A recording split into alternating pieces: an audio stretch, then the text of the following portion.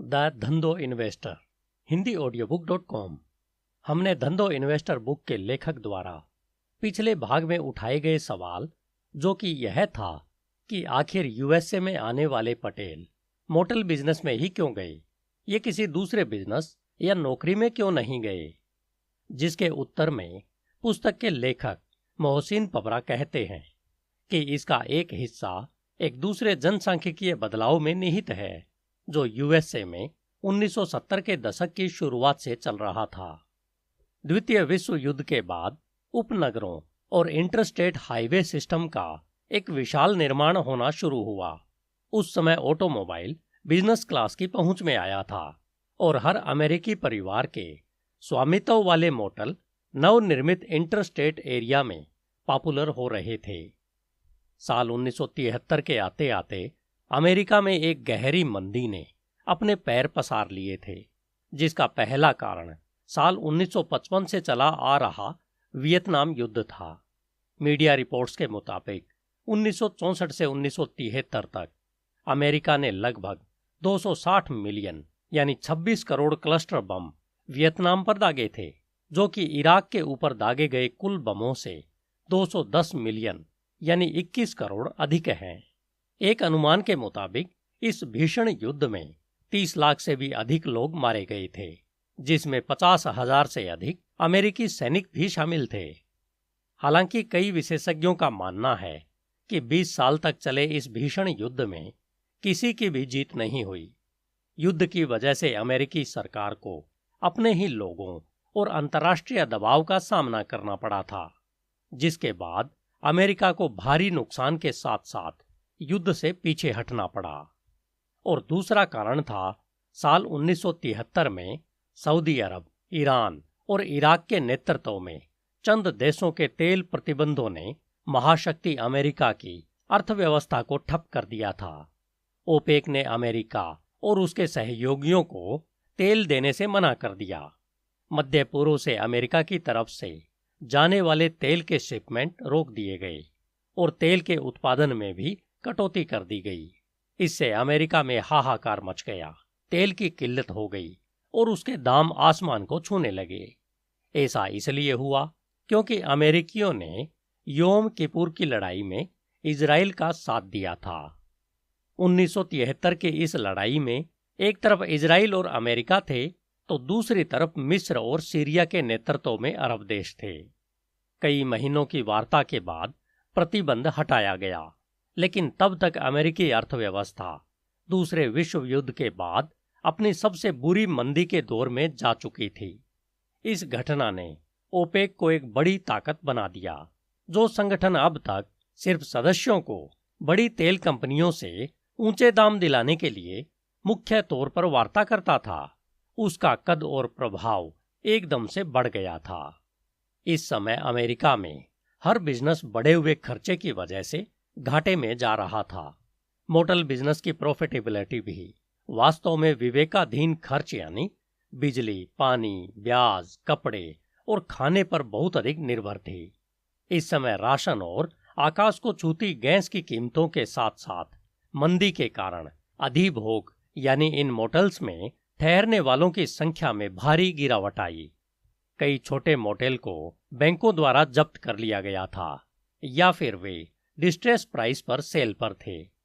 उसी समय इन पुराने मोटल मालिक परिवारों के बच्चे बड़े हो रहे थे और उन्होंने मोटल बिजनेस के बाहर बहुत सारे अवसर देखे और कहीं और अपना भाग्य तलाशने के लिए बड़ी संख्या में इनमें से बाहर निकल गए। द धंधो इन्वेस्टर बुक के लेखक एक परिवार की कहानी बता रहे हैं जिसने युगांडा के निर्वासन और अमेरिकी मोटल बिजनेस को जिया है, जिनका नाम बुक में पापा पटेल लिखा गया है। यह कहानी साल 1973 से शुरू होती है। दृश्य यह है कि पापा पटेल, जो अपनी पत्नी और 3 किशोर बच्चों के साथ कंपाला, युगांडा में बड़े ही मजे से रह रहे हैं, लेकिन अचानक से एक आदेश ने उन्हें अपने ही घर से बेघर कर दिया और देश के बाहर निकाल दिया गया। इसके बाद वे जैसे तैसे करके सहपरिवार अमेरिका के एक शहर एनीवेयर टाउन में एक शरणार्थी के रूप में आ गए थे।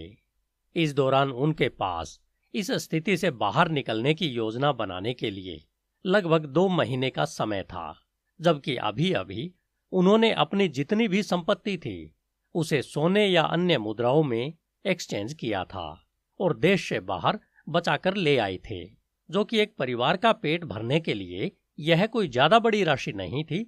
यह तो बस कुछ $1000 थी।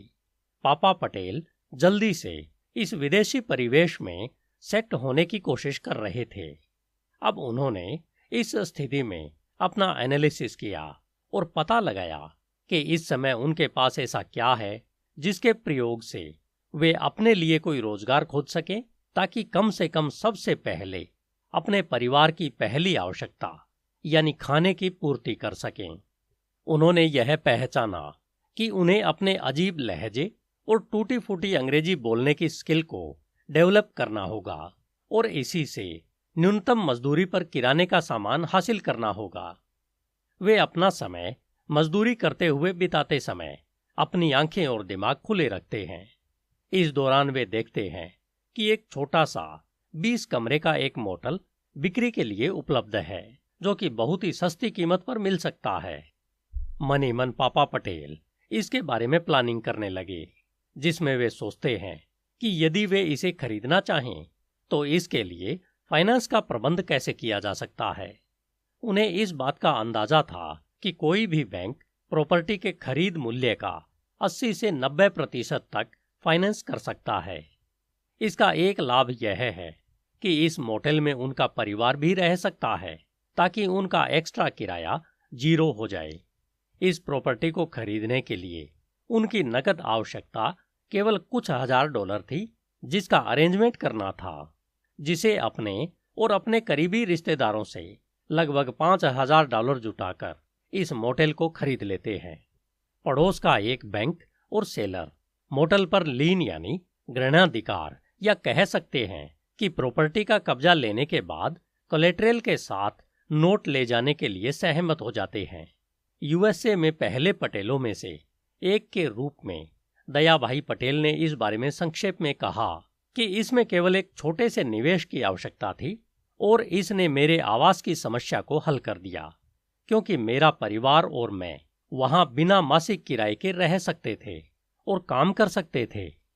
उनके हिसाब से बिना किराया दिए उनका परिवार उसमें रह सकता है, जहां पर वे 24 घंटे फ्रंट डेस्क संभाल सकते हैं। कमरों को साफ करने और कपड़े धोने के लिए किसी को नौकरी पर भी नहीं रखना पड़ेगा, जिससे परिवार को करने के लिए काम भी मिल जाएगा। उन्होंने वे सभी खर्चे घटा दिए जो उनका परिवार कर सकता था। यहाँ पर मामा और पापा पटेल मोटेल के विभिन्न छोटे बड़े काम करते थे और बच्चे शाम, सप्ताहांत और छुट्टियों के दौरान इनकी मदद किया करते थे।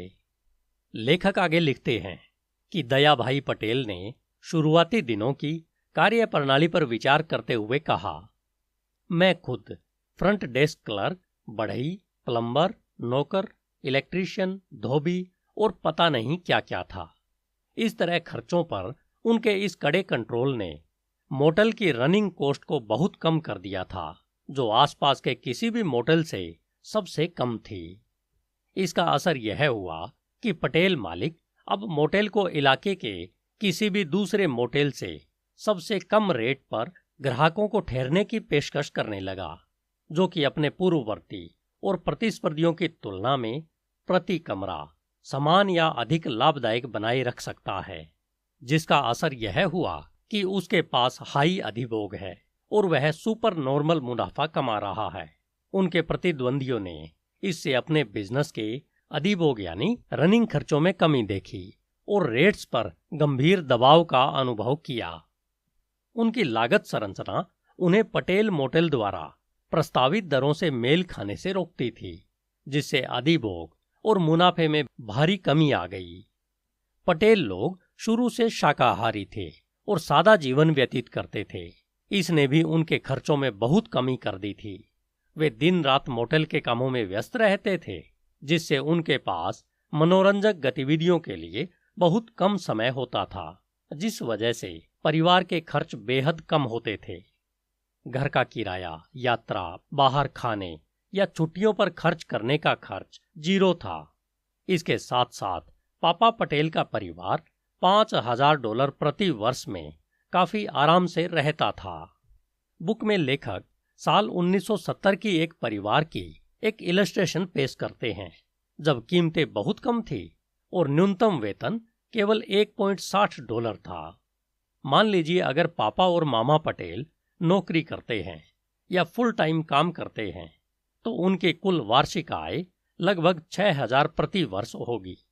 यदि वे $50,000 की कीमत पर लगभग $5,000 नकद के साथ एक 20 कमरे का मोटेल खरीदते हैं और बाकी लोन उठाते तो प्रतिदिन $12 से $13 और 50% से 60% औसत अधिभोग की दर से मोटेल वार्षिक लगभग $50,000 राजस्व उत्पन्न करेगा। इस समय 10 या 12% ब्याज दर पर मोटेल खरीदने के लिए कोई भी बैंक फाइनेंस करने को तैयार हो जाता है। श्री पटेल सभी टैक्स और लाइव एक्सपेंस के बाद हर साल $15,000 से अधिक कमाते। उन्होंने जिससे भी $5,000 उधार लिए थे वे उसे 4 महीने में पूरी तरह चुका देते हैं। इसी तरह वे केवल 3 वर्षों में मोटेल के लोन का भुगतान करने का चुनाव भी कर सकते हैं। आपको पता है कि इससे पापा पटेल की एनुअल रिटर्न ऑन बिजनेस कितनी होगी।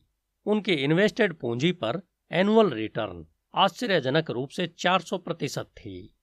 अब आप कह सकते हैं कि यह सब तो ठीक है, लेकिन तब क्या होगा यदि बिजनेस जैसा आप बता रहे हैं ठीक इसी तरह से काम नहीं करता? क्या होता अगर यह फेल हो जाता? इस मोटेल खरीद के लिए पापा पटेल ने गारंटी के नाम पर केवल $5,000 दिए थे। इसलिए अगर वे भुगतान करने में असमर्थ हो जाते तो बैंक संपत्ति को अपने कब्जे में ले सकता था। मोटेल को अपने कब्जे में लेने और उसे चलाने में बैंक की कोई दिलचस्पी नहीं है और न ही उनका कोई एक्सपीरियंस है। इस स्थिति में बैंक के लिए पैसा खोने वाले मोटेल को बेचना और उनके नोट को कवर करना बहुत कठिन होगा। मोटेल को लाभदायक बनाने के लिए बैंक का सबसे अच्छा विकल्प पापा पटेल के साथ काम करना है। इसलिए बैंक शर्तों पर फिर से बातचीत कर सकता है और पापा पटेल को पटरी पर लाने में मदद करने की कोशिश कर सकता है। स्थिति में सुधार होने तक वे कुछ महीनों के लिए मूलधन और ब्याज भुगतान को टाल सकते हैं और वे उस दर्द को दूर करने के लिए ब्याज दर बढ़ा सकते हैं जो वे झेल रहे थे। पापा पटेल आज भी मोटेल चलाते हैं। उनका परिवार आज भी वहीं रहता है और वह इसे बनाने के लिए जितना हो सके उतनी मेहनत और होशियारी से काम करते हैं। लेखक आगे बताते हैं कि यह एक प्रॉफिटेबल कैश फ्लो वाला, एक लॉन्ग हिस्ट्री वाला मौजूदा स्थिर बिजनेस मॉडल है। यह कोई रॉकेट साइंस नहीं है, यह तो एक सिंपल बिजनेस है। मोटेल बिजनेस अर्थव्यवस्था के साथ चलता है। आखिरकार स्थितियां बेहतर होने की संभावना है। बैंक को भुगतान शुरू किया जाता है और हर कोई खुश होता है। इससे सबसे बढ़कर पापा पटेल खुश होते हैं। लेखक के अनुसार हर इन्वेस्टमेंट के 3 पॉसिबल रिजल्ट होते हैं। पहला, जैसा हम सोचते हैं वैसा रिटर्न मिलेगा। दूसरा, बिजनेस मंदी की चपेट में आ जाता है और बहुत संघर्षों के बाद वापस पटरी पर आ जाता है। और तीसरा रिजल्ट यह हो सकता है कि हमारी सारी मेहनत और पूंजी डूब सकती है। आइए देखते हैं कि इस मोटेल बिजनेस इन्वेस्टमेंट में ये 3 क्या संभावनाएं थी। सबसे पहले $5,000 के इन्वेस्टमेंट से 400% एनुअल रिटर्न प्राप्त होती। दूसरा, अर्थव्यवस्था गंभीर मंदी में चली जाती और बिजनेस में कई वर्षों तक डाउनफॉल आ जाता। फिर बैंक श्री पटेल के साथ काम करता और पहले लिखित लोन कंडीशन पर फिर से बातचीत करता। फिर श्री पटेल को 5 साल के लिए अपने इन्वेस्टमेंट पर 0 रिटर्न मिलता और फिर अर्थव्यवस्था में सुधार होता और उछाल आता। अगले 5 साल के बाद हर साल 200% वापसी होने पर एक्स्ट्रा फ्री कैश फ्लो में $10,000 प्रति वर्ष बनाना शुरू करते। तीसरा, अर्थव्यवस्था गंभीर मंदी में चली जाती है और बिजनेस गिर जाता।